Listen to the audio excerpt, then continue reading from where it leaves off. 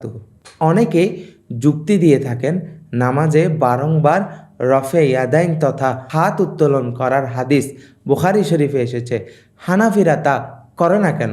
যারা এরকম প্রশ্ন করে তাদের উদ্দেশ্যে আমি বলতে চাই, ইমাম বুখারী রহমাতুল্লাহ আলাইহি ছিলেন একজন মুহাদ্দিস।